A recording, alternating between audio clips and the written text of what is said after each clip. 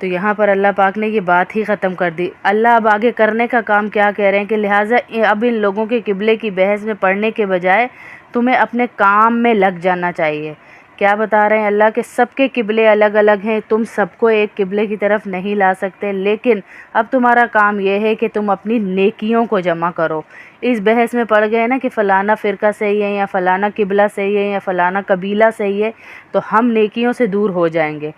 نام اعمال میں سے زیادہ نیکیاں جمع کرو اور ان کا اضافہ کرو۔ اللہ کے نبی کو یہ اللہ کی طرف سے ایک مشورہ دیا جا رہا ہے، اور اس کام میں ایک دوسرے سے سبقت لے جانے کی کوشش کرو۔ کس کام میں؟ نیکیاں جمع کرنے میں۔ اس بحث کو چھوڑ دو، دنیا ادھر جا رہی ہے ادھر جا رہی ہے، قبلہ یہ ہے وہ ہے، کچھ بھی ہے، اس بحث کو چھوڑ کے تمہارے کرنے کے کام یہ ہیں کہ نیکیاں جمع کرو، ان میں اضافہ کرو اور ان میں ایک دوسرے سے سبقت لے جانے کی کوشش کرو۔ آخری انجام یہ ہوگا کہ تمام مذہبوں والوں نے آنا تو میرے پاس ہی، اللہ کہہ رہے ہیں میرے پاس آئیں گے تو میں خود ہی ان کے سارے کام کھول کے ان کے پاس رکھ دوں گا اور بتا دوں گا، تمہیں ضرورت نہیں کسی کی بحث میں پڑھنے کی۔ وہاں سب کا قبلہ ایک ہی ہو جائے گا، کیونکہ سب اللہ کے سامنے کھڑے ہوں گے، سب کا قبلہ ایک ہو جائے گا۔ اللہ کہہ رہے ہیں اس بحث کو ہی چھوڑ دو تم۔ اس آیت میں اللہ نے یہ بات ہی ختم کر دی، کیونکہ کتنی کوشش کرنے کے باوجود بھی دیکھ لے آج تک یہ دنیا میں مسائل چلے ہی آ رہے ہیں، نہیں ختم ہو رہے، تو اللہ نے کرنے کے کام بتا دیے کہ یہ کرو۔ وَمِنْ حَيْثُ خَرَجْتَ فَوَلِّ وَجْهَكَ شَطْرَ الْمَسْجِدِ الْحَرَامِ وَإِنَّهُ لَلْحَقُّ مِنْ رَبِّكَ وَمَا اللَّهُ بِغَافِلٍ عَمَّا تَعْمَلُونَ۔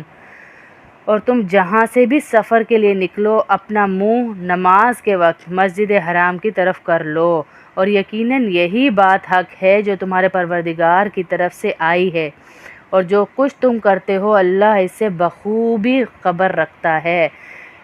اللہ تعالیٰ نے مسجد حرام کی طرف رخ کرنے کا حکم ان آیتوں میں 3 مرتبہ دہرایا، 3 مرتبہ اللہ نے آگے پیچھے حکم دیا۔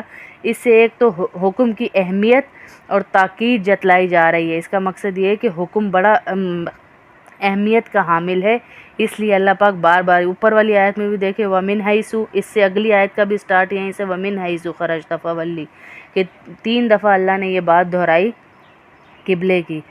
دوسرے یہ بھی بتانا مقصود ہے اللہ کا کہ قبلے کا رخ کرنا صرف اسی حالت میں نہیں جب کوئی شخص بیت اللہ کے سامنے موجود ہو، بلکہ جب مکہ مکرمہ سے نکلا ہو تب بھی یہی حکم ہے، اور کہیں دور چلا جائے تب بھی یہ فریضہ ختم نہیں ہو جاتا۔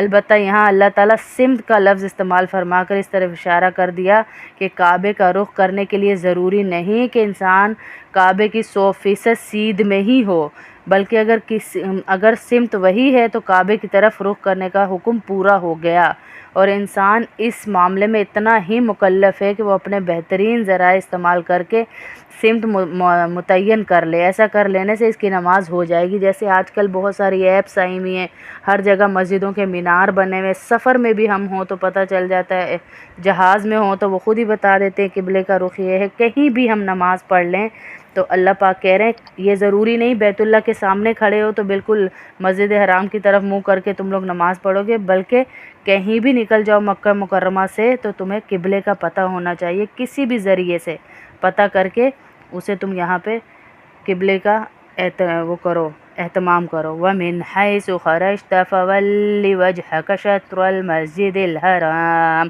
یہ دوبارہ تاکید آ رہی ہے جو اوپر کی آیت میں آئی تھی۔ وَحَيْثُ مَا كُنْتُمْ فَوَلُّوا وُجُوهَكُمْ شَطْرَهُ لِئَلَّا يَكُونَ لِلنَّاسِ عَلَيْكُمْ حُجَّةٌ إِلَّا الَّذِينَ ظَلَمُوا مِنْهُمْ فَلَا تَخْشَوْهُمْ وَاخْشَوْنِي وَلِأُتِمَّ نِعْمَتِي عَلَيْكُمْ وَلَعَلَّكُمْ تَهْتَدُونَ۔ اور جہاں سے بھی تم نکلو اپنا منہ مسجد حرام کی طرف کر لو، اور تم جہاں کہیں ہو اپنے چہرے اسی کی طرف رکھو تاکہ لوگوں کو تمہارے خلاف حجت بازی کا موقع ہی نہ ملے۔ البتہ ان میں جو لوگ ظلم کے خوگر ہیں وہ کبھی خاموش نہ ہوں گے، سو ان کا کچھ کہا کچھ خوف نہ رکھو، وہاں میرا خوف رکھو، صرف میرا، اور تاکہ میں تم پر اپنا انعام مکمل کر دوں اور تاکہ تم ہدایت حاصل کر لو۔ یہاں اللہ ہمیں تاکید کر رہے ہیں اپنے نبی کو کہ کسی کا خوف رکھنے کی ضرورت نہیں ہے، تمہیں صرف خوف رکھنا ہے میرا۔ اس کا مطلب ہے کہ جب تک بیت المقدس قبلہ تھا، یہودی یہ حجت کرتے تھے، جو ہم نے پیچھے بھی بار بار پڑھا کہ دیکھو ہمارا دین بڑا برحق ہے، اسی لیے یہ لوگ ہمارے قبلے کی طرف قبلہ اختیار کر کے نمازیں پڑھتے ہیں، عبادتیں کرتے ہیں، سب کچھ کرتے ہیں۔ اور مشرکین مکہ یہ بحث کرتے تھے کہ مسلمان اپنے آپ کو حضرت ابراہیم علیہ السلام کا تابع کہتے ہیں، مگر انہوں نے ابراہیمی قبلے کو ان سے سنگین انحراف کر لیا۔ اب جب کہ قبلے کی تبدیلی میں مصلحت تھی وہ حاصل ہو گئی، اس کے بعد مسلمان ہمیشہ کے لیے کعبے کو قبلہ قرار دے دیا گیا۔ مسلمانوں کے لیے اس عمل پر پیرا رہنے کو ہی اللہ نے اپنا حکم کہا اور تمام حجتیں قائم کر دیں۔ البتہ وہ کٹ حجت لوگ جنہوں نے اعتراض کرتے ہی رہنا ہے، اللہ کہہ رہے ہیں وہ آج کل جیسے ہے نا زمانہ، چار لوگ سمجھ نہیں آتی یہ چار لوگ ہیں کیا، کہ دو لوگ کیا کہیں گے، چار لوگ کیا کہیں گے، یہ اس وقت سے ہی بات چلی آ رہی ہے کہ لوگ کیا کہیں گے، لوگ کیا کہیں گے۔ تو اللہ کہہ رہا ہے کسی کی فکر کرنے کی ضرورت نہیں ہے، خوف صرف میرا رکھو، ان کی زبانیں کوئی نہیں روک سکتا، آج چلنے دو، آنا تو میرے پاس ہی ہے نا۔ انہوں نے پھر کما ارسلنا فیکم رسولا منکم یتلو علیکم آیاتنا ویزکیکم ویعلمکم الکتاب والحکمۃ ویعلمکم ما لم تکونوا تعلمون۔ یہاں پر اب یہ اللہ پاک دو چیزیں بتا رہے ہیں، دو دعائیں بتا رہے ہیں جو ہم نے پیچھے پڑھی تھی، حضرت ابراہیم علیہ السلام نے اس وقت مانگی تھی جو کعبے کی تعمیر کر رہے تھے، انہی دو دعاؤں کا دوبارہ تذکرہ ہو رہا ہے۔ یہ انعام ایسا ہی ہے جیسے ہم نے تمہارے درمیان تم ہی میں سے ایک رسول بھیجا، یہ پہلی دعا تھی جو تمہارے سامنے ہماری آیتوں کی تلاوت کرے، یعنی انعام دیا میں نے، اللہ پاک کہہ رہے ہیں تمہیں کہ تم نے دعا کی اور میں نے اسے قبول کیا۔ حضرت ابراہیم علیہ السلام کو کہا جا رہا ہے پہلی دعا تم نے کی تھی کہ رسول بھیجیں، وہ بھی ہماری ہی نسل میں سے، اور تمہیں پاکیزہ بناتا ہے اور تمہیں کتاب اور حکمت کی تعلیم دیتا ہے اور تمہیں وہ باتیں سکھاتا ہے جو تم نہیں جانتے تھے۔ حضرت ابراہیم علیہ السلام نے کعبہ کی تعمیر کے وقت دو دعائیں کی تھی، پہلی ایک یہ کہ ہماری نسل سے ایسی امت پیدا فرمائیے جو آپ کی مکمل فرما بردار ہو، یہ پہلی دعا کی جا رہی ہے، اور دوسری دعا یہ کی تھی کہ اس میں سے ان میں ایک رسول بھی بھیجیے۔ اللہ تعالیٰ نے پہلی دعا اس طرح قبول فرمائی کہ امت محمدیہ، یعنی یہ ہماری تعریف اب ہو رہی ہے، کو معتدل امت قرار دے کر پیدا فرما دیا۔ ہماری تعریف اللہ پاک قرآن میں بھی کہہ رہے ہیں کہ امت محمدیہ کو ایک دعا کی بدولت میں نے بنایا ہے۔ اور دوسری دعا اب اللہ تعالیٰ فرماتے ہیں کہ جس طرح ہم نے حضرت ابراہیم علیہ السلام کی دعا قبول کرتے ہوئے تم پر انعام فرمایا، تمہیں معتدل امت بنا کر آئندہ ہمیشہ آنے والی انسانیت کی رہنمائی تمہیں عطا کر دی، جس کی ایک اہم علامت یہ ہے کہ ہمیشہ کے لیے کعبہ کو قبلہ بنا دیا۔ اسی طرح ہم نے حضرت ابراہیم علیہ السلام کی دوسری دعا بھی قبول کی، وہ یہ کہ حضور صلی اللہ علیہ وسلم کو تمہارے درمیان بھیج دیا جو انہی خصوصیات اور فرائض منصبی کے حامل ہیں۔ اب فرائض منصبی کیا تھے؟ اللہ کے نبی صلی اللہ علیہ وسلم کو جو دیے گئے تھے، جو حضرت ابراہیم علیہ السلام نے ان کے لیے مانگے تھے، دعا میں مانگ رہے ہیں کہ فرائض منصبی کو پورے کرنے والا نبی دینا ہمیں۔ ان میں سے پہلا فرض تھا تلاوت آیات، قرآن کی تلاوت۔ حالانکہ اللہ کے نبی پہ تو قرآن نازل ہوا تھا، ان کے اوپر اترا تھا پورا قرآن، پھر بھی قرآن کی تلاوت اس اہتمام سے کرتے تھے، ایسی ان کی روٹین بنی ہوئی تھی جیسے آج کل بھی دور میں ہم ہیں، باجیاں ہیں، انہوں نے بنائی ہوئی ہے کہ ہر نماز کے بعد انہیں عادت ہے، ایک ہوتا ہے نا ہر نماز کے بعد گولی لینا، ان کی عادت ہے کہ ہر نماز کے بعد ایک پارہ یا 5 پیج یا ایک ربع یا ایک پاؤ یا آدھا پارہ لازمی پڑھنا ہے۔ اللہ کے نبی کی عادت تھی، گھر میں داخل ہوتے تھے کہیں سے بھی آ کے تو وہ قرآن کی تلاوت لازمی فرماتے تھے۔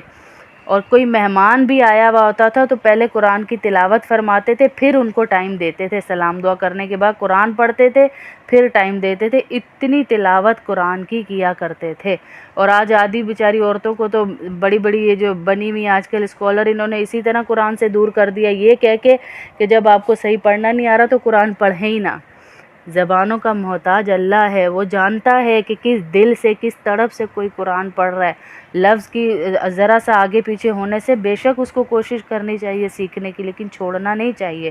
اس سے معلوم ہوا کہ قرآن کریم کی آیات کو تلاوت کرنا بذات خود ایک مقصد ہے اور نیکی ہے، خواہ وہ تلاوت بغیر سمجھے کی جائے۔ کیونکہ حضرت یہ جو ہیں امام احمد بن حنبل ایک دفعہ خواب میں اللہ کو دیکھا، غالباً یہی ہیں امام یا کوئی اور نام ہے میرے ذہن میں نہیں، کہ انہوں نے خواب میں اللہ کو دیکھا اور کہا یا اللہ تیرے قریب کیسے آؤں؟ تو اللہ نے کہا میری رسی کو خوب مضبوطی سے پکڑ لو۔ پھر کہا یا اللہ تیری رسی کیا ہے؟ کہا میری رسی ہے قرآن، اس کا ایک سرا تمہارے ہاتھ میں ہے اور ایک سرا میرے ہاتھ میں، جتنا پڑھتے جاؤ گے سمجھو اس سرے سے چڑھ کر میرے تک پہنچتے جاؤ گے۔ پھر انہوں نے سوال کیا کہ یا اللہ سمجھ کے یا بغیر سمجھے؟ تو اللہ رب العزت نے کہا سمجھ کے پڑھ یا بغیر سمجھ کے، یعنی معنی مفہوم کے ساتھ پڑھ یا تو بغیر سمجھے پڑھ، صرف تلاوت کر، تب بھی تو میرے تک چڑھ جائے گا اور مجھے پا لے گا۔ جو قرآن کی تلاوت کرتا ہے اللہ اسے وہ انوار دکھاتے ہیں، وہ برکتیں دیتے ہیں جو ہم سمجھتے ہیں نا یہ کاش یار یہ والا ٹائم میں اس کام میں لگا دیتی تو وہ کام ہو جاتا۔ اللہ وہ خود ہمارا کام بناتے ہیں، غیب سے بناتے ہیں اللہ وہ کام، جب ہم قرآن کی تلاوت کے لیے ایک ٹائم مقرر کر دیتے ہیں اور بناتے ہیں اللہ۔ کئی عورتوں کو ہم کہتے ہیں تجربات لکھ کے بھیجیں تو وہ کہتی ہیں باجی جب سے یہ ترجمے تفسیر کی کلاس یا پہلے جو کلاسیں شروع ہوئی ہیں ہمارے کام ایسے صبح ہو جاتے ہمیں پتہ ہی نہیں چلتا، ورنہ 1-1 بجے تک سوئے رہتے تھے ہم۔ ایسے کام اللہ بنا دیتا ہے ہمارے، اس کی برکات ہیں بہت زیادہ۔ تو یہ مستقل فریضہ کہا، قرآن میں بھی اس کو کہا کہ یہ ایک مستقل فریضہ ہے۔ حضور صلی اللہ علیہ وسلم کی تعلیم کے بغیر قرآن کریم کو ٹھیک سمجھنا ممکن نہیں، اور یہ صرف ترجمہ پڑھ لینے سے قرآن کریم کی صحیح سمجھ حاصل نہیں ہو سکتی کہ ہم کہتے صرف ترجمہ پڑھ لیں، اوپر والی عربی لائن پڑھیں اور ترجمہ پڑھیں تو ہمیں سمجھ آ جائے گی۔ تو اس میں وہ بتا رہے ہیں کہ سب سے زیادہ اگر اسی طرح قرآن پڑھنے میں آپ کو سمجھ آتی ہوتی نا تو اہل عرب عربی زبان سے خوب واقف تھے، انہیں ترجمہ سکھانے کی ضرورت ہی نہیں تھی کسی استاد کی، لیکن پھر بھی نبی کو ان کے درمیان بھیجا، اسی لیے بھیجا کہ ان کے حکمت عملی سے، ان کے احکامات سے جو اللہ نے ان کو دیے ہیں، ان کے اعمال سے یہ لوگ کچھ سیکھیں۔ قرآن صرف یہ نہیں کہ ہم نے بڑی اچھی طرح اس کی ریڈنگ کر لی یا بڑی اچھی طرح اس کے مسائل پڑھ لیے، بلکہ اعمال کے ذریعے لوگوں کو دکھانا بھی ہے جو چیز اب ہم نے پڑھتے جا رہے ہیں اس کا عمل بھی آتا جائے۔ عملی تربیت کا نام ہے قرآن کو پڑھنا، علم اور عمل ساتھ ساتھ لے کے چلنا ہے۔ پھر اللہ کے نبی کو تاکید فرمائی یہاں پر کہ تم صحابہ کو عمل کے ذریعے زندگی گزارنے کا طریقہ سکھاؤ۔ جو آیت آتی اللہ کے نبی صلی اللہ علیہ وسلم اس کو اپنی عملی زندگی میں لاتے، صحابہ تک وہ جاتی، پھر تبع تابعین تک جاتی، وہ سلسلہ صدیوں سے چلتا ہوا ہم تک پہنچا ہے۔ پھر یہاں پر اللہ نے یہ بات مکمل کی جو قرآن کے منصب فرائضی کے اور اللہ کے نبی ابراہیم کی 2 دعائیں، ایک تو ہمارے حق میں جو کی گئی تھی کہ امت اتنے بڑے کہاں نبی نے دعا کی اور کس نبی کی امت میں ہم آئے۔ دیکھ لیں آج ہم اپنی اوقات کیسے کھو چکے ہیں کہ ہمیں پتہ ہی نہیں کہ ہمیں ہاتھ اٹھانا اور اللہ نے ہمارے کام ایسے غیب سے بنا دے۔ فَاذْكُرُونِي أَذْكُرْكُمْ، پھر اللہ یہاں حکم کر رہے وَاشْكُرُوا لِي وَلَا تَكْفُرُونَ، اللہ کہہ رہے اب لہٰذا کیا کرنا ہے، فَاذْكُرُونِی، لہٰذا مجھے یاد کرو، اذکرکم، میں تمہیں یاد کروں گا۔ حدیث قدسی ہے، اللہ پاک فرماتے ہیں کہ تم مجھے یاد کرو میں تمہیں یاد کروں گا۔ اس کا کیا مطلب ہوا کہ ہم دنیا میں ہیں، کسی بھی مجلس میں بیٹھے ہیں، اللہ کا ذکر لازمی کریں، چاہے یہی کہہ دیں یہ ساری عطا میرے اللہ کی ہے، میری تو کوئی اوقات ہی نہیں تھی، بس اتنا ہی جملہ کہہ دیں تو اللہ اس جملے کے پیچھے بتا رہے ہیں کہ میں آسمانوں پہ فرشتوں کے سامنے تمہارا ذکر کر رہا ہوں، اسی لیے تم نے یاد کیا۔ ہم جیسے کہتے ہیں نا مجھے جمائیاں آ رہی ہیں یا چھینکیں آ رہی ہیں، پتہ نہیں کیا جملہ مشہور ہے کہ کوئی مجھے یاد کر رہا ہے، تو اسی طرح اللہ پاک کہتے ہیں کہ میں تمہیں آسمان پہ پہلے یاد کرتا ہوں، بعد میں تم زمین میں میرا ذکر کرتے ہو۔ تو اور پھر اللہ آگے کہہ رہے ہیں کہ جب میرا ذکر کرو تو یہ بھی کر لو ساتھ میں، وَاشْكُرُوا لِي وَلَا تَكْفُرُونَ، میرا شکر بھی ادا کرو اور میری ناشکری نہ کرو۔ شکر ادا کرنے والے کا اللہ ہمیشہ زیادہ کرتے ہیں، اور ناشکری کرنے والے سے اللہ دی ہوئی نعمتیں بھی چھین لیتے ہیں، وہ بھی واپس اللہ پاک لے لیتے ہیں۔ یا ایہا الذین آمنوا استعینوا بالصبر والصلاۃ ان اللہ مع الصابرین۔ اب یہاں پہ اللہ پکار رہے ہیں ایمان والوں کو، جیسے ہم بڑی مجلس لگی ہو نا تو ہم کہیں بھائی میرے جاننے والے سارے آگے آ کے بیٹھ جاؤ، ان سے ضروری بات کرنی ہے۔ تو اللہ یہاں خاص ایمان والوں کو مخاطب کر کے کہہ رہے ہیں یا ایہا الذین آمنو، اے ایمان والوں، تھوڑا سا کان لگاؤ میری بات کی طرف، میں بات بہت پتے کی بتانے والا ہوں تمہیں۔ اور وہ بات کیا ہے؟ آمنوا استعینوا، صبر مدد چاہتے ہو میری تو کس چیز سے لینی ہے؟ بالصبر والصلاۃ، دو خاص ایک اہم رکن ہے یہ ہمارے دین کے، کہ صبر کرو، کوئی مصیبت آ جائے، کوئی پریشانی آ جائے، صبر، واویلا نہیں، دنیا کے آگے نہیں۔ وہ جیسے ہماری ایک استاد تھی، وہ کہتی تھی تمہارے سر میں جب درد ہوتا ہے نا اور تمہیں جس کا فون آئے، سر میں درد کی چھوٹی مثال دے رہی تھی کہ جس کا فون آئے تو تم کہو آج میرے سر میں بہت ہی درد ہے، جو اتنے دن صحیح رہی اس میں نہیں کہا اللہ کا شکر ہے میں صحیح ہوں، اور درد کا ہر ایک کو فون پہ بتا رہی ہو تو مطلب اللہ کی شکایت ہو رہی ہے۔ اس پہ بھی صبر کہ اللہ تیرا دیا ہوا درد ہے، اسے میں برداشت کر رہی ہوں، تو ٹھیک کر دے، میری برداشت بہت کم ہے۔ اللہ دو طریقے بتا رہے ہیں، ایک تو صبر اور دوسرا صلاۃ، نماز۔ جب یہ دو طریقے تم اختیار کر لو گے، ان اللہ مع الصابرین، میں صبر کرنے والوں کے ساتھ ہو جاؤں گا۔ تو جب اللہ مل گیا تو ہمیں کسی کی کیا ضرورت؟ اللہ مل گیا، اس نے پورے زمانے کو ہمارا غلام بنا کے بھیج دینا ہے۔ پہلے بھی اللہ نے بنایا ہوا، کچرے والے گھر آ رہے ہیں، دودھ والے دکانیں کھول کے بیٹھے ہیں، گوشت والے سارے بیٹھے ہیں، سبزیوں والے بیٹھے ہیں، پوری دنیا کو اللہ نے ہمارا غلام بنایا، اور ہمیں بنایا صرف اپنی عبادت کے لیے، اس لیے نہیں کہ پیسے کو ایک سے ڈبل کرنا ہے۔ پیسہ تو دنیا تو اس کی بھی گزر رہی ہے جو بہت امیر ہے، اور اس کی بھی جس کے پاس ایک وقت کا ہے اور دوسرے وقت کا کھانے کو نہیں ہے، وہ بھی گزار رہا ہے۔ فیصلے اللہ کہہ رہا ہے آخرت میں ہو جانے سارے، کہ میں صبر کرنے والوں کے ساتھ ہوں کہ دوسرے کان میں پتے ہی نہ چلے۔ ایک قبر کا واقعہ آیا تھا ہمارے پاس، ہم جب اسلام آباد میں بیان کرتے تھے، ادھر بتایا تھا ایک نے کہ کشمیر میں ایک عورت تھی، اس کی قبر سے اتنی زیادہ خوشبو آتی تھی، اتنی زیادہ خوشبو، تو اس کی بہت قریبی ان کی جو ہے نا، بتایا کسی نے کہ اس کی خوشبو کس وجہ سے قبر سے آتی ہے کہ 35 سال 40 سال اس کی شادی کو ہو گئے تھے اور اس کی اولاد نہیں تھی۔ آپ امیجن کریں ایک عورت کو کتنے تانے ملتے ہوں گے، وہ بھی ایک بیکورڈ فیملی سے جہاں تعلیم ہی نہیں تھی، کہ تو بانجھ ہے، تیری اولاد نہیں ہے، میرے بیٹے کا گھر برباد ہو گیا، طرح طرح کے تانے۔ وہ یہ تانے سارے برداشت کرتی رہی صرف اس لیے کہ اس کا شوہر نامرد تھا، اور اس نے کسی کو پتہ نہیں چلنے دیا کہ میرے شوہر کے اندر یہ عیب ہے۔ اس نے اس کا پردہ رکھا، جس کی وجہ سے اللہ نے اس قبرستان میں اس کی وجہ سے خوشبو ڈال دی، ایسا پردہ رکھا اس نے۔ اللہ ایسے چھوٹی چھوٹی اداؤں کو ہماری اٹھا لیتے ہیں۔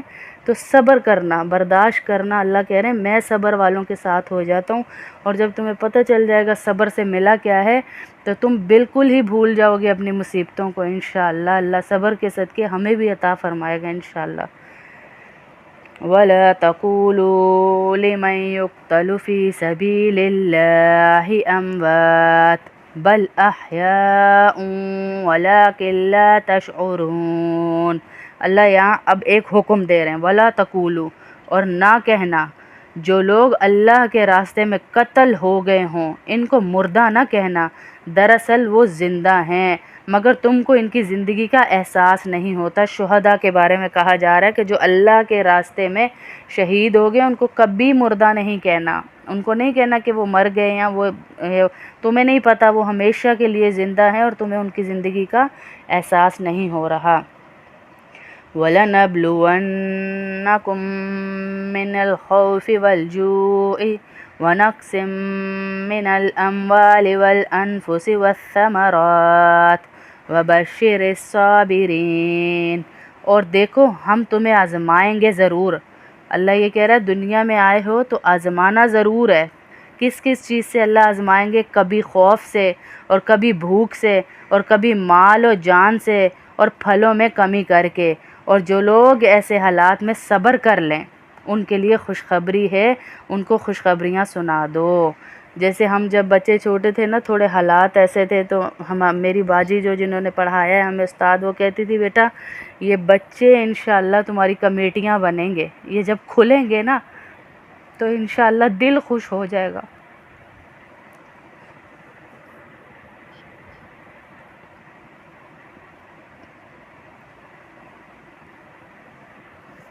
کہ دین پہ بچوں کو لگانا بہت مشکل ہے۔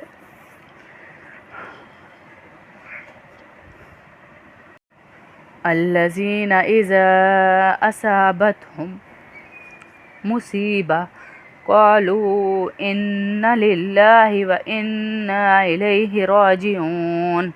اور یہ وہ لوگ ہیں جب ان کو کوئی مصیبت پہنچتی ہے تو یہ کہتے ہیں کہ ہم سب اللہ ہی کے ہیں اور اللہ ہی کی طرف ہم نے لوٹ کر جانا ہے۔ یعنی کوئی بھی مصیبت آتی ہے تو یہ نہیں کہتے کہ اللہ نے میرے اوپر ہی ڈالنی تھی، میں تو اتنی نمازی ہوں، میں تو اتنی دیندار ہوں، میں تو پردہ کرتی ہوں، میں ہی ملی تھی۔ بس یہ ان کا ایک جملہ ہوتا ہے ان للہ و انا الیہ راجعون، کہ ہم نے اللہ ہی کی طرف لوٹ کر جانا ہے اور ہم اللہ ہی کے ہیں، اسی نے مصیبت بھیجی ہے، وہ دیکھ رہا ہے نا۔ جب اس کے حکم کے بغیر پتہ نہیں ہلتا تو اس کو نہیں پتا کہ ہم بھوکے، اس کو نہیں پتا ہمارے گھر کپڑے نہیں، اس کو نہیں پتا ہمارے حالات، اللہ ہر چیز دیکھ رہا ہے۔ ان کو کوئی بھی مصیبت پہنچتی، اللہ کہہ رہے میرے بندوں کو، اللہ خاص بتا رہے ہیں، تو وہ یہ نہیں کہتے اللہ نے میرے پہ بھیج دی، بلکہ کہتے ہم اللہ ہی کے بندے ہیں اور ہمیں اللہ ہی کی طرف لوٹ کر جانا ہے۔ پھر آگے اللہ بتا رہے ہیں اولئک علیہم صلوات من ربہم ورحمہ، ان کے اوپر کیا ہے؟ یہ وہ لوگ ہیں جن پر ان کے پروردگار کی طرف سے خصوصی عنایتیں ہیں اور رحمت ہے۔ اللہ خاص رحمت خود بھیج رہے ہیں ان لوگوں کے اوپر جو لوگ مصیبتوں میں صبر کرتے ہیں۔ آج دنیا میں تھوڑی سی مصیبت برداشت کر لی، حلال اور حرام کو برابر نہیں کر دیا کہ بھائی بچے ہیں، بیوی ہے، گھر ہے، میں حرام بھی لاؤں ان کو تو پالنا ہے، نہیں نہیں، تھوڑی سی مصیبت اللہ کہہ رہے ہیں برداشت کر لو، آگے کیا ملے گا؟ میری رحمت ملے گی، میری خصوصی عنایتیں ملیں گی۔ وَأُولَئِكَ هُمُ الْمُهْتَدُونَ، پھر اللہ کہہ رہے ہیں یہ وہی لوگ ہیں جو ہدایت پر ہیں، اصل ہدایت والے یہ لوگ ہیں، کامیابی والے یہ لوگ ہیں۔ ان الصفا والمروة من شعائر الله فمن حج البيت أو اعتمر فلا جناح عليه أن يطوف بهما ومن تطوع خيرا فإن الله شاكر عليم۔ یہاں اللہ صفا اور مروہ کا ذکر کر رہے ہیں کہ بے شک صفا اور مروہ اللہ کی نشانیوں میں سے ہیں، لہٰذا جو شخص بھی بیت اللہ کا حج کرے یا عمرہ کرے تو اس کے لیے اس بات میں کوئی گناہ نہیں کہ وہ ان کے درمیان چکر لگائے، اور جو شخص خوشی سے کوئی بھلائی کا کام کرے تو اللہ یقیناً قدردان ہے اور جاننے والا ہے۔ صفا اور مروہ مکہ مکرمہ میں 2 پہاڑیاں ہیں۔ یہاں پہ جب حضرت ابراہیم علیہ السلام، پہلے بھی پیچھے ہم نے واقعہ پڑھا کہ جب چھوڑ کر گئے تھے اپنی اہلیہ کو، ہاجرہ کو، اپنے دودھ پیتے بچے کو چھوڑ کر گئے، وہاں پر صاحبزادے اسماعیل کے ساتھ چھوڑ گئے، تو ہاجرہ پانی کی تلاش میں ان پہاڑیوں کے درمیان دوڑ رہی تھی۔ کبھی بچہ پتہ تھا اس کو حالانکہ پانی نہیں ہے، ماں کو پتہ تھا، نظر بھی آ رہا تھا، لیکن جیسے جیسے بچہ روتا، حضرت اسماعیل علیہ السلام روتے، وہ کبھی ایک پہاڑی کی طرف دوڑتی، کبھی دوسری پہاڑی کے، شاید ادھر سے پانی مل جائے، ادھر سے پانی مل جائے۔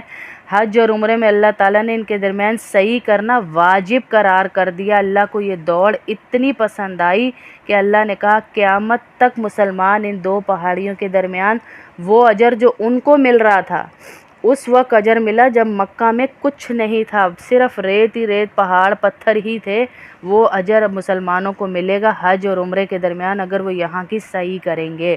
اگرچہ صحیح واجب ہے مگر یہاں کوئی گناہ نہیں کہ الفاظ اس لیے استعمال کیے گئے کہ زمانہ جاہلیت میں یہاں 2 بت رکھ دیے گئے تھے جو اگرچہ بعد میں ہٹا لیے گئے، مگر صحابہ کو یہ شک ہوا کہ شاید ان پہاڑوں کے درمیان دوڑنا جاہلیت کی نشانی ہونے کی وجہ سے گناہ ہے۔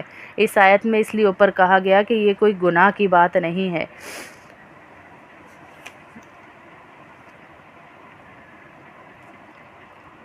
ان الذين يكتمون ما انزلنا من البينات والهدى من بعد ما بيناه للناس في الكتاب اولئك يلعنهم الله ويلعنهم اللاعنون۔ بے شک وہ لوگ جو ہماری نازل کی ہوئی روشن دلیلوں پر کو ہدایت کو چھپاتے ہیں، باوجود یہ کہ ہم نے انہیں کتاب میں کھول کھول کر لوگوں کے لیے بیان کر چکے ہیں، تو ایسے لوگوں پر اللہ کی لعنت ہے۔ کن پر اللہ لعنت بھیج رہے ہیں کہ ہم نے سب بتا دیا کھول کھول کے، لیکن وہ پھر بھی لوگوں سے چھپاتے ہیں۔ دوسرے لعنت کرنے والے بھی لعنت بھیجتے ہیں۔ یہ کس کے بارے میں بات اللہ یہاں کر رہے ہیں کہ اشارہ ان یہودیوں اور عیسائیوں کی طرف ہے جو پچھلی آسمانی کتابوں میں بشارتیں دی گئی تھیں کہ اللہ کے نبی صلی اللہ علیہ وسلم آئیں گے، ایک زمانہ آئے گا جس میں نازل ہوئی تھی کہ اس میں اللہ کے نبی کا نزول ہوگا، بعثت ہوگی، ان کو نبی بنایا جائے گا، وہ اس قبیلے سب کچھ بتا دیا تھا۔ وہ اپنے مطلب کی باتیں تو اپنے قبیلوں کو بتا دیتے تھے یہودی اور عیسائی، لیکن یہ بات ان سے چھپا لیا کرتے تھے۔ تو اللہ یہاں لعنت دے رہا ہے، وہ بھی وہ والی لعنت کہ اللہ اور لوگ سارے ان پر لعنتیں کرتے ہیں جنہوں نے یہ بات ان سے چھپائی۔ الا الذین تابوا واصلحوا وبینوا فاولئک اتوب علیہم وانا التواب الرحیم۔ ہاں وہ لوگ جنہوں نے توبہ کر لی ہو اور اپنی اصلاح کر لی ہو اور چھپائی ہوئی باتوں کو کھول کھول کر بیان کر دیا ہو، تو میں ایسے لوگوں کی توبہ قبول کر لیتا ہوں اور میں توبہ کرنے کا خوگر ہوں، بڑا رحمت والا ہوں۔ اللہ بتا رہے اگر کسی نے توبہ کر لی ان میں سے بھی تو میں توبہ کرنے والوں کو معاف کر دیتا ہوں۔ ان الذین کفروا وماتوا وهم کفار اولئک علیہم لعنت اللہ والملائکۃ والناس اجمعین۔ اب یہاں دوبارہ اللہ کہہ رہے ہیں کہ جنہوں نے کفر کیا ان پہ 3 لعنتیں دے رہے ہیں اللہ، 3 ہستیاں ہیں جن کی لعنتیں ہیں۔ بے شک وہ لوگ جنہوں نے کفر اختیار کیا وہ کافر ہونے کی حالت میں ہی مریں گے۔ ان پر کس کس کی لعنت؟ سب سے پہلے تو اللہ کہہ رہے ہیں میری لعنت، لعنت اللہ، ان پر میری لعنت، والملائکتی اور فرشتوں کی لعنت، والناس اجمعین اور سارے انسانوں کی لعنت ہو ان کے اوپر۔ اللہ اتنا غصہ ہیں کفار سے جن کی ہم فلمیں 4 5 گھنٹے بیٹھ کے دیکھیں، جن کو ہم کہتے ہیں بڑے اصول والے ہیں، بڑے قاعدے والے ہیں، اللہ اتنا ان سے غصہ ہے کہ اتنے لوگوں کی لعنتیں فرشتوں کو بھی اپنے ساتھ ملا کے اللہ کہہ رہے ہیں ان پہ لعنت ہے ہماری، فرشتوں کی اور لوگوں کی۔ کیوں؟ خالدین فیہا لا یخفف عنہم العذاب ولا ہم ینظرون۔ وہ ہمیشہ اسی پھٹکار میں رہیں گے۔ کون سی؟ اللہ کی لعنت کی پھٹکار، فرشتوں کی، لوگوں کی۔ نہ ان پر سے عذاب کو ہلکا کیا جائے گا اور نہ ان کو مہلت دی جائے گی۔ کیوں نہیں دی جائے گی؟ کیونکہ انہوں نے کفر کیا، اللہ کی بتائی ہوئی باتوں کو چھپایا۔ ان فی خلق السماوات والارض واختلاف اللیل والنہار والفلک التي تجری فی البحر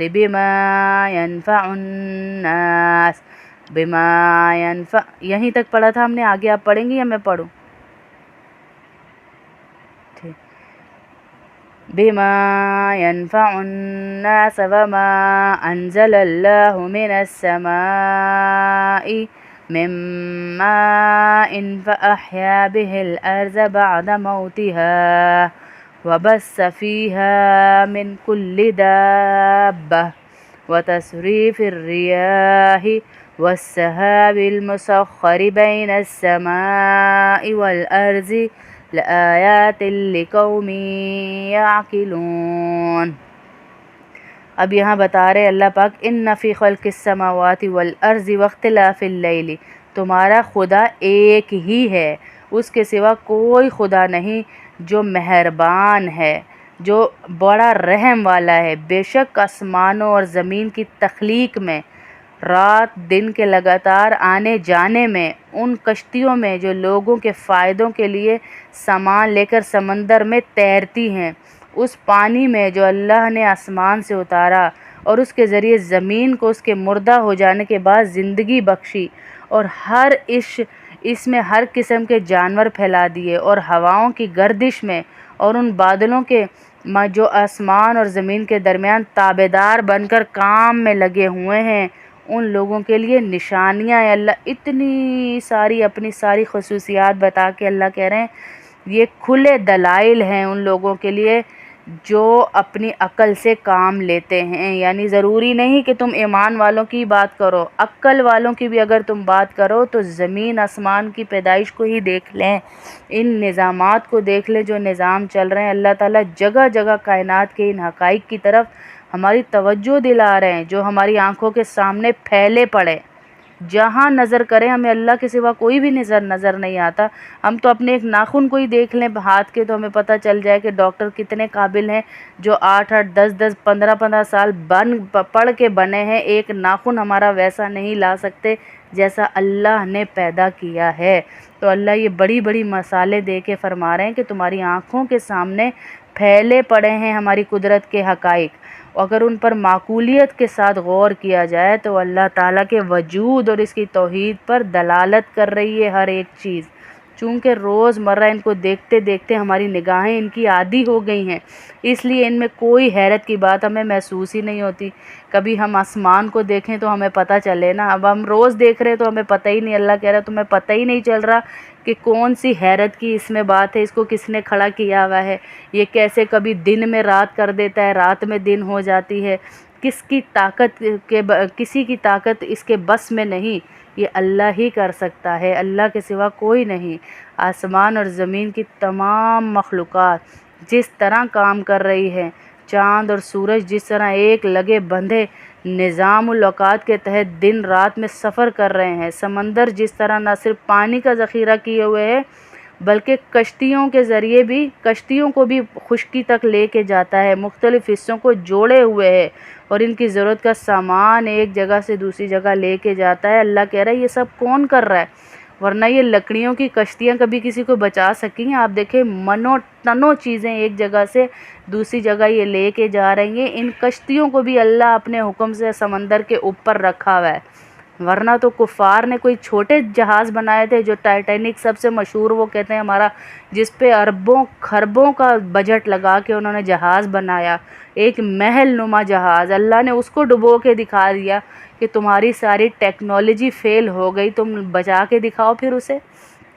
تو اللہ کہہ رہے اس کشتی کو چلانے والا کون ہے جس پہ لوگ سوار ہو جاتے ہیں اور ایک جگہ سے دوسری جگہ وہ سامان لے کر جاتی ہے، بادل اور ہوائیں۔ اللہ یہ مثالیں اس لیے دے رہے ہیں کہ یہ ہماری آنکھوں کو نظر آتی ہیں تو ہمیں سمجھ آ جائے کہ اللہ ہے کون، ورنہ تو اللہ اگر ہمیں مثالیں دینا نہ بھی دیں تو اللہ کی اتنی پوشیدہ یہاں پہ ہمارے اوپر اللہ کی رحمتیں ہیں کہ ہم انہی کو دیکھ لیں۔ بادل اور ہوائیں جس انداز میں انسانوں کی زندگی کا سامان مہیا کر رہے ہیں، ان سب چیزوں کے بارے میں بدترین حماقت کے بغیر یہ سمجھنا ممکن نہیں کہ یہ سب کچھ بخود کسی خالق کے بغیر نہیں ہو سکتا۔ مشرکین عرب بھی یہ مانتے تھے کہ یہ ساری کائنات اللہ تعالیٰ کی پیدا کی ہوئی ہے، یہ سب کچھ خود بخود کسی خالق کے بغیر نہیں ہو رہا، لیکن ساتھ ہی وہ یہ عقیدہ رکھتے تھے کہ ان تمام کاموں میں کئی دیوتا اس کی مدد کر رہے ہیں، یعنی اللہ اکیلا نہیں کر سکتا، نعوذ باللہ کئی دیوتا۔ یہ کس کے بارے میں؟ مشرکین عرب وہ یہ عقیدہ رکھتے تھے۔ قرآن کریم فرماتا ہے جس ذات کی قدرت اتنی عظیم ہے کہ یہ سارا نظام کائنات اس نے بلا شرکت غیر پیدا کر دیا، آخر اسے چھوٹے چھوٹے کاموں کے لیے کسی کی شرکت کی کیا ضرورت ہے، کسی مددگار کی کیا ضرورت ہے؟ لہٰذا جو شخص بھی اپنی عقل کو کام میں لائے گا، اسے کائنات کی ہر چیز میں اللہ تعالیٰ کی توحید کی دلیل نظر آئے گی، لیکن جو لائے گا ہی نہیں اسے پھر کیا نظر آنا ہے؟ وَمِنَ النَّاسِ مَن يَتَّخِذُ مِن دُونِ اللَّهِ أَندَادًا يُحِبُّونَهُمْ كَحُبِّ اللَّهِ وَالَّذِينَ آمَنُوا أَشَدُّ حُبًّا لِلَّهِ وَلَوْ يَرَى الَّذِينَ ظَلَمُوا إِذْ يَرَوْنَ الْعَذَابَ أَنَّ الْقُوَّةَ لِلَّهِ جَمِيعًا وَأَنَّ اللَّهَ شَدِيدُ الْعَذَابِ۔ اور اس کے باوجود لوگوں میں کچھ وہ بھی ہیں جو اللہ کے علاوہ دوسروں کو اس کی خدائی میں اس طرح شریک قرار دیتے ہیں کہ ان سے ایسی ہی محبت رکھتے ہیں جیسے اللہ کی محبت رکھنی چاہیے، اور جو لوگ ایمان لا چکے ہیں وہ ہی سب سے زیادہ محبت رکھتے ہیں۔ اور کاش یہ ظالم جب دنیا میں کوئی تکلیف دیکھتے ہیں اسی وقت یہ سمجھ لیا کریں کہ تمام تر طاقت اللہ ہی کی طرف سے ہے، اور یہ کہ اللہ کا عذاب آخرت میں اس وقت بڑا سخت ہوگا۔ اِذْ تَبَرَّأَ الَّذِينَ اتُّبِعُوا مِنَ الَّذِينَ اتَّبَعُوا وَرَأَوُا الْعَذَابَ وَتَقَطَّعَتْ بِهِمُ الْأَسْبَابُ۔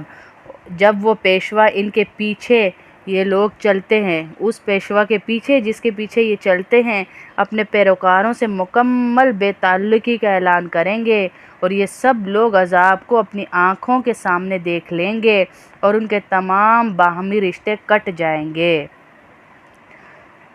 وَقَالَ الَّذِينَ اتَّبَعُوا لَوْ أَنَّ لَنَا كَرَّةً فَنَتَبَرَّأَ مِنْهُمْ كَمَا تَبَرَّؤُوا مِنَّا كَذَلِكَ يُرِيهِمُ اللَّهُ أَعْمَالَهُمْ حَسَرَاتٍ عَلَيْهِمْ وَمَا هُمْ بِخَارِجِينَ مِنَ النَّارِ۔ اور جنہوں نے ان پیشواؤں کی پیروی کی تھی وہ کہیں گے کاش ہمیں ایک مرتبہ پھر دنیا میں لوٹنے کا موقع دیا جائے تو ہم ان پیشواؤں سے اسی طرح بے تعلقی کا اعلان کریں گے جیسے انہوں نے ہم سے بے تعلقی کا اعلان کیا۔ اس طرح اللہ انہیں دکھائے گا کہ ان کے اعمال آج ان کے لیے حسرت ہی حسرت بن چکے ہیں، اور اب وہ کسی صورت دوزخ سے نکلنے والے نہیں ہیں۔